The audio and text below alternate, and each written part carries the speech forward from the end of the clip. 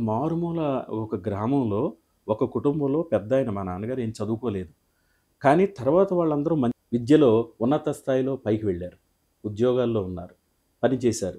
అలా మా ఈ మెక్మెరైన్‌గా చెప్పిన సత్యనారాయణ గారి తర్వాత బ్రదరు డాక్టర్ చిన్న సత్యనారాయణ గారు. ఆయన గణపురంలో మా పిన్ని చిన్న బుల్లాన్న గారు అంటాము. చిన్న సత్యనారాయణ గారు ఇద్దరు కూడా మంచి పేరు ప్రఖ్యాతులు గాంచిన వైద్యులు.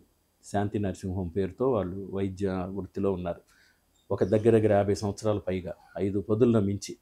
అలా వీరి ప్రభావం వీళ్ళందరి ప్రభావం నా మీద చెప్పకనే చెప్పినట్టుగా నా మీద పడిందని చెప్పాలి.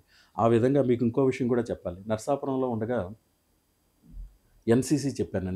National Cadet Corps. దాంట్లో సి సర్టిఫికేట్ పొందడమే కాకుండా అక్కడ నేను టైపింగ్‌కి కూడా వెళ్ళేవాడిని. Very good. టైపింగ్‌కి జయ టైప్ ఇన్‌స్టిట్యూట్ అని ఒకటుండేది నరసాపురంలో. దానికి రామశాస్త్రి గారు చాలా స్ట్రిక్ట్ పర్సన్. ఎవరైనా లేట్‌గా వచ్చినా, సరిగ్గా చేయకపోయినా అంగీకరించేవాళ్ళు కాదు. నేనేమో ఎక్కువగా ఈ ఎన్‌సీసీ కాలేజీ చదువులకి దీని మీద ఎక్కువగా దృష్టి పెట్టేవాడిని.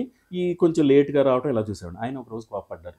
"ఏంటి ఇది అసామస్య అనుకున్నావా? టైపింగ్ అంటే అంత సులభం కాదు. టైపింగ్‌లో గ్రేడ్ సంపాదించుకోవటం అంత కష్టం కాదు. నువ్వు చాలా సులభం అనుకుంటున్నావా?" ఆయన కొన్ని మాటలు అనేసరికి నాకు కొంచెం మనసు చివుక్కుమంది. ఓహో! ఇంత కష్టమా ఇదని నేను దృష్టి పెట్టాను.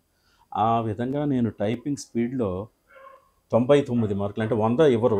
It's a state record. మరి ఇంతవరకు మరి ఎవరికైనా నాకు తెలియదు తర్వాత ఎవరికైనా వచ్చిందేమో. ఆ రకంగా ఆయన అని ఇది ఎందుకు చెప్తున్నానంటే, అంత చాలా స్ట్రిక్ట్‌గా ఉండే ఒక టైప్ ఇన్‌స్టిట్యూట్ ప్రిన్సిపాలు నన్ను ఆకర్షించబడ్డానికి నేను ఆయనతో ఆకర్షించబడ్డానికి అది కారణభూతమైంది. ఆ రకంగా లోయర్ హైరు అందులో కూడా నేను పూర్తి చేయడం జరిగింది. అవి నాకు చాలా ఉపయోగపడినాయి.